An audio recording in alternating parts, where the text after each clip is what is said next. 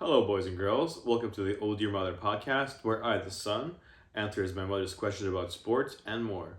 Let's begin. Hi guys, I'm here and I have questions, and we're gonna talk about FIBA championship that will start in a couple of days. So my question, we already talked about it, and but my question today is there ever being a true underdog story in FIBA, like for example a small country beating a basketball giant? Well, there's only been one giant in basketball ever, obviously, the United States. Like I mentioned in the previous podcast, until 1992, only college and not professional NBA players were allowed to participate in international competition. And then 92, the Dream Team came along with Michael Jordan, Magic Johnson, Olajuwon, blah, blah, blah. The greatest of the greats of all time. And they won every single game, but I think it was like 52.7 points. Anyways, it was an insane amount. And it was just, and ever since then, the United States has dominated the international stage. Now, given that this is the FIBA Euro Cup, so it's only European countries that are participating, so no United States. However, in the recent decade, let's say even 2 decades, we can go back to the early 2000s. San Antonio with Manu Ginobili, who's not European, but he's Argentinian, and Tony Parker, who's French.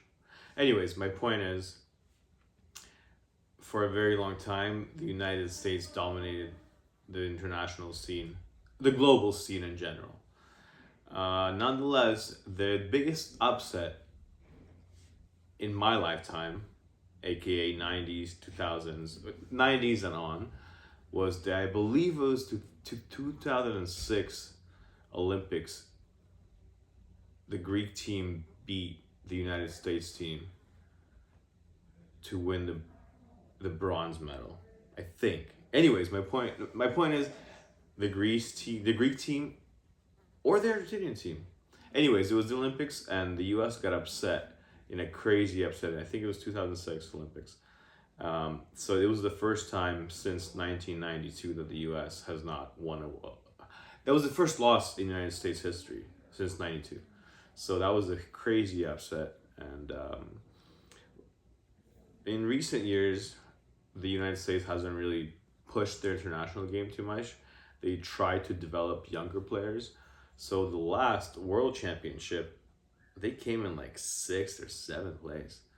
So there's been a few upsets, but this wasn't as big of an upset as the one that happened in the '06 Olympics against the Greek team, where I mean all everything was in the Americans' favor and they just choked.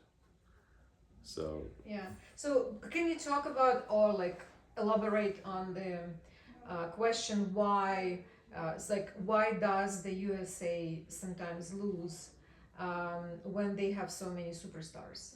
Is it because FIBA championship or any other championships beside NBA are not that important?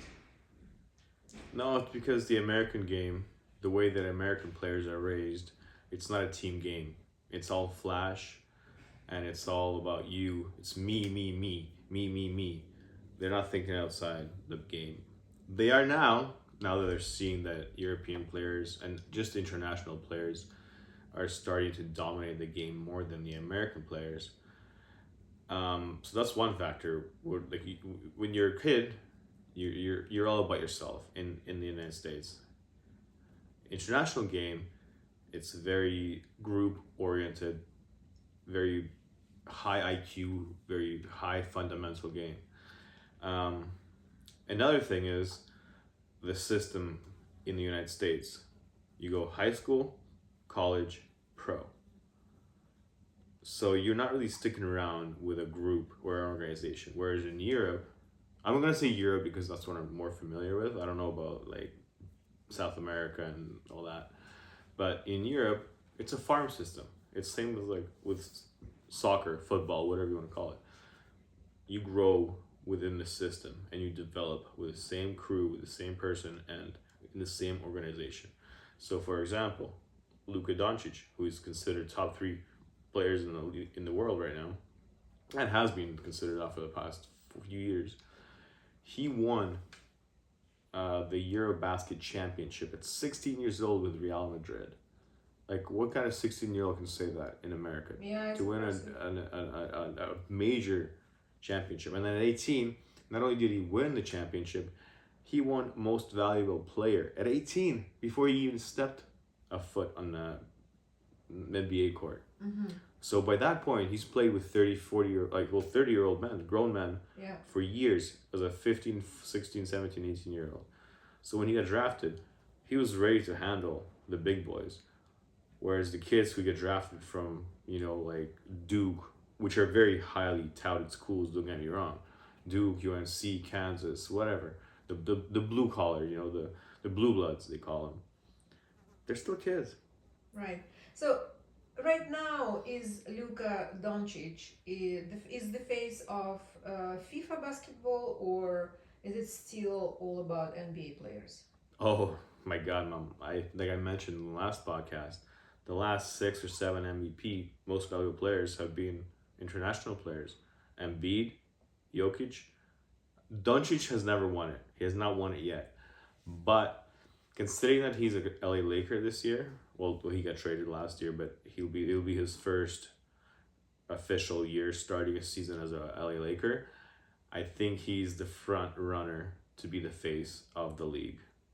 Okay. And basketball in the world in general. So not just the NBA, the international game as well. But like I said, there's Jokić, the Joker, Jokić. He's won 3 of the past 4 MVPs. But Wow. his game it's so slow that it's not flash enough for the NBA to be a face of the NBA. Okay, so which players are built for FIBA but not necessarily for NBA stardom, and why?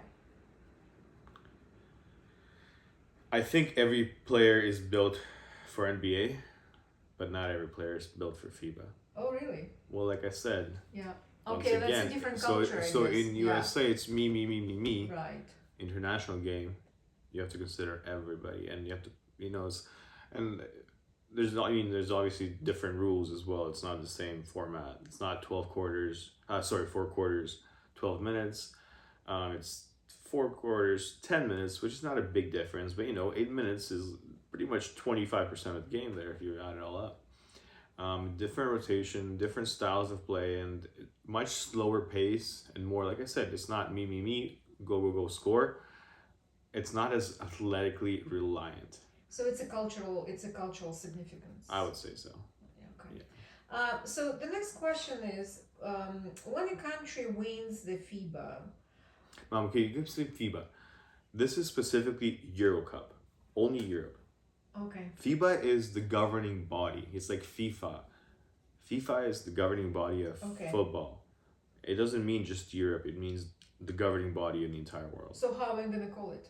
Euro Cup. Euro That's Cup. what it is. Okay, so when. Well, or just international basketball. Okay, so when a country wins the Euro Cup, what does it mean beyond basketball? Does it unite people like soccer does in Europe or Latin America? Or, I mean, it does, but not as much as football or soccer. So you can't really compare, right? No, not at all. Okay. Especially maybe now in the past decade, since the United States has started losing and more. I think the United States won 93 games in a row at one point. Wow. Yeah, they didn't and it wasn't even close. So,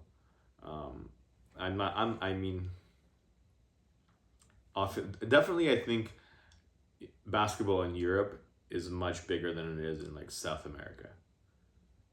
So in the Olympics, if a European team wins, which it came close. Serbia almost won last Olympics in Tokyo, or France almost won in France. What am I saying? Sorry, yeah.